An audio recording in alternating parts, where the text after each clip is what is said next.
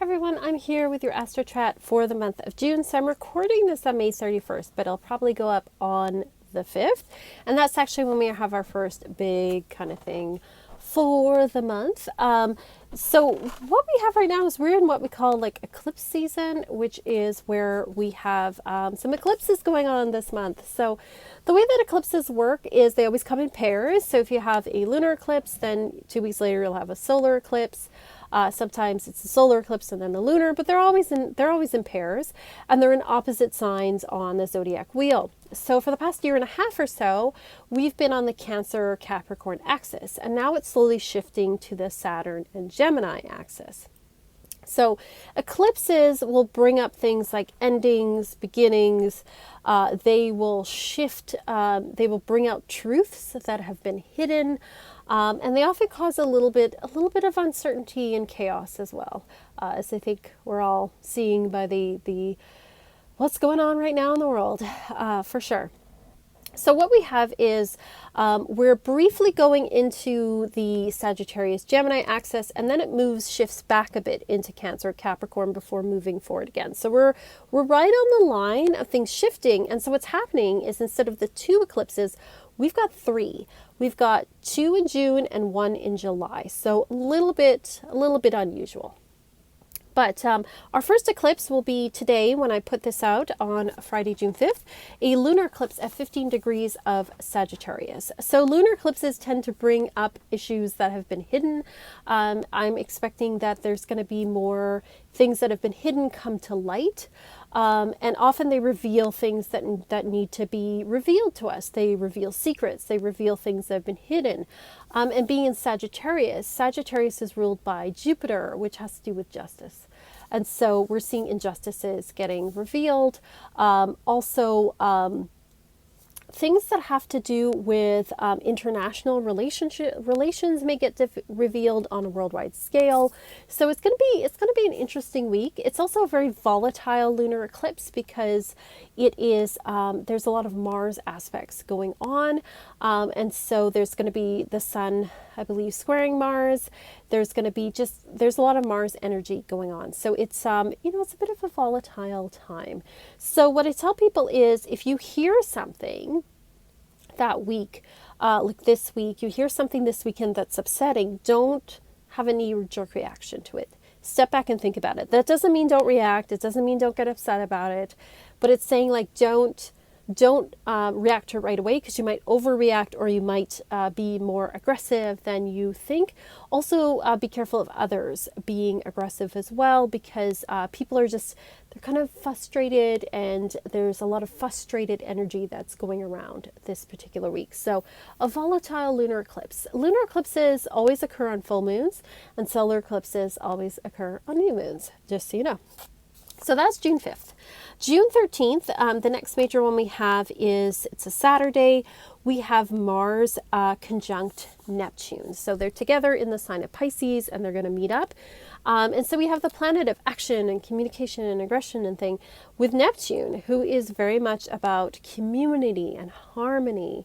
It's all about, romanticism and music and stuff. So people may be taking action towards things that are more about the collective good, the common good. This can also be things like fires at sea. This can also be earthquakes and things like that on a more sort of, not saying those things will happen, but sometimes they correlate with that. But there is a collective outpouring of sort of emotion and wanting to take action on things. And there may be artistic responses to things that are happening. So music and things like that. So artwork, all of that. So expect to see some kind of protest music or art going on in the world. It'll be interesting to see, but it's also saying sometimes there's an element of delusion there. Always comes up with Neptune as well. So it's saying make sure you have the facts before you take action. Seems to be the big theme right now. On Thursday, June 18th, Mercury goes retrograde as it does 3 times a year. It'll be retrograde till July 12th.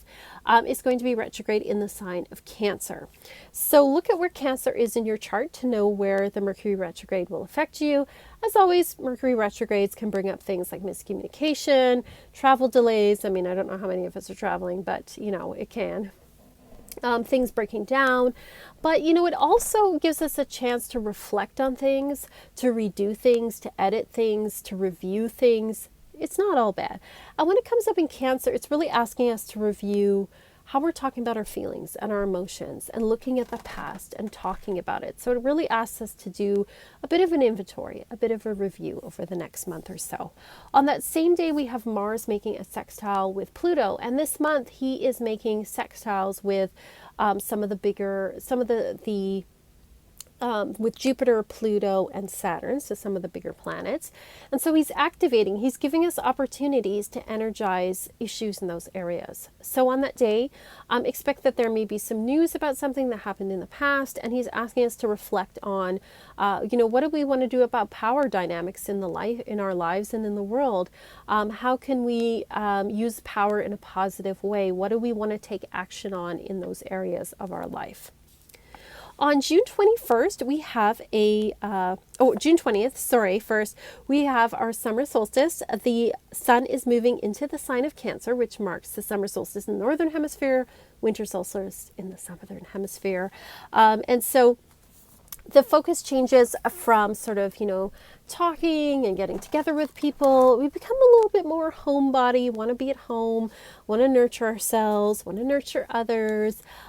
This is also a time when it's good to do artistic things because the imagination comes up. This is a time of worry too. Cancer is like, I'm a moon in Cancer. I have worries. I worry about things.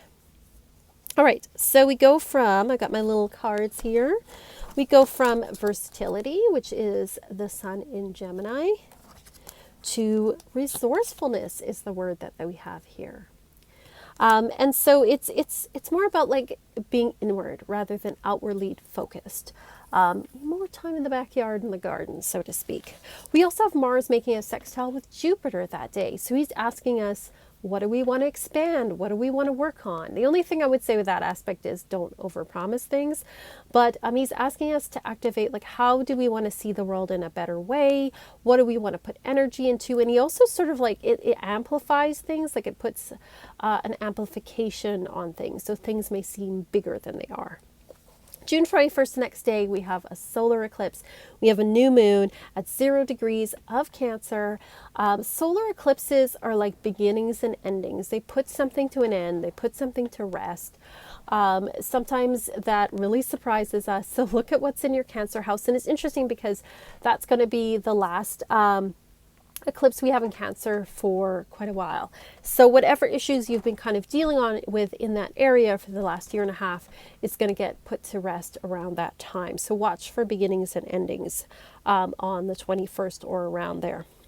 On June 23rd, which is a Tuesday, we have Neptune going retrograde. Now, the bigger planets or I say bigger, but the ones that move slower, like Pluto and Neptune and Uranus, they go retrograde for quite a bit of time. And they don't affect us so much personally the way that Mercury or Venus does. But we do feel them on a more collective type scale.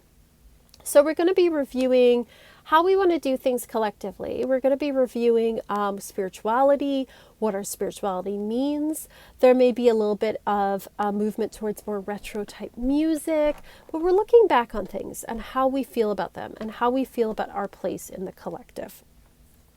June 21st, Venus goes direct after being in retrograde. She's still in Gemini, but she's going to be going direct. So she's kind of wrapping up all those issues, all those, if you've been reflecting on past friendships or past lovers, past relationships, you're going to start to move forward after June 25th. And if you have cut your hair or gotten a tattoo or changed your look during the Venus retrograde, this unfortunately is where you may start to regret it. So hopefully you haven't.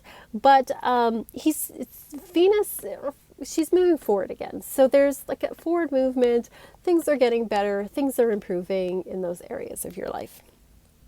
June 27th, we have Mars moving into the sign of Aries, and he is going to be there for a long time because he's going almost to the end of Aries, and then he goes retrograde, goes almost all the way back, and then starts to move forward again. So he usually stays in a sign for about 2 months, but he's going to be there for like 5 or 6 months. He's going to be there till like almost the end of the year. And so Mars in Aries, it's his home sign, so he's happy there, but it is a very aggressive, volatile placement.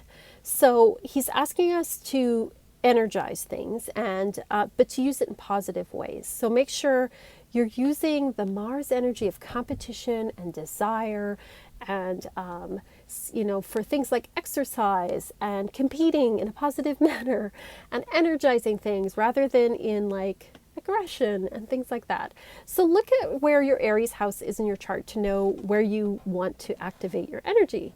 And so for me, it's 7th house, which is partnerships. So it's meaning to put more energy and enthusiasm into partnerships, not to use it to fight with partners, that kind of thing. So look at that there. If it's your 2nd house, it's saying, hey, put some energy towards making money, but don't use it to like fight about money.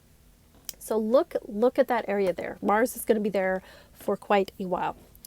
We also on June 28th have Mars making a sextile with Saturn. And so he's going to be energizing any Saturn issues that have come up in Aquarius. He's asking us to put some energy into those. So take a look at that. There may be things around social media at that time and the collective in social media. People may be a little bit more aggressive online around that time. So just watch for that. And then June 30th, we have our second Jupiter and Pluto conjunction for the year. It also comes with a couple of other aspects with Mercury, because Mercury has a sextile with Uranus and is conjunct the Sun. So there's going to be some really interesting information that comes out at the end of June. There is something around power dynamics at that time. So really watch the news at the end of June. So it's going to be a very interesting month. I think that there's a lot of changes that are going to happen this month. I think there's going to be a lot of revelations, a lot of things in the news. I know we all just want like a calm month.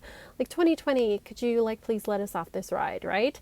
Well, I'm sorry, June's going to be a little bit bonkers, but it is going to reveal truths, and I think it's important to know truths, and I think that it's going to help us look at the power dynamics that are going on in the world as well as in our own lives. We're going to definitely be a little more energized, which is good. And it's also asking us to reflect on some of the changes that have happened over the past few months and ask ourselves, like, how do we want to move forward? How are we going to feel about this spiritually? What are our spiritual practices around this? What do we want to put our energy and our focus into? And what doesn't need our focus, and what also, like, what do we want to dismantle? So all of those kind of things. So it's going to be an interesting month. I hope wherever you are safe and happy and well. If you're interested in more astrology, I have a couple of free resources. One is you can sign up on my website for the weekly newsletter that tells you what's going on astrologically for the week. You can sign up for that there. Totally free. As well, I do on Twitter post usually a little daily blurb about what's going on in the sky. So those are all like free resources you can access as well. And I have astrology readings on my Etsy shop too, if you're interested at all. So I hope you're all safe and well. I want to say thank you so much to my patrons. You guys are amazing and awesome, especially to Jamie, Nathan, and Marie. I appreciate all of your support. I love all of you. Have a wonderful day, and peace and love and rock and roll. Rock and roll.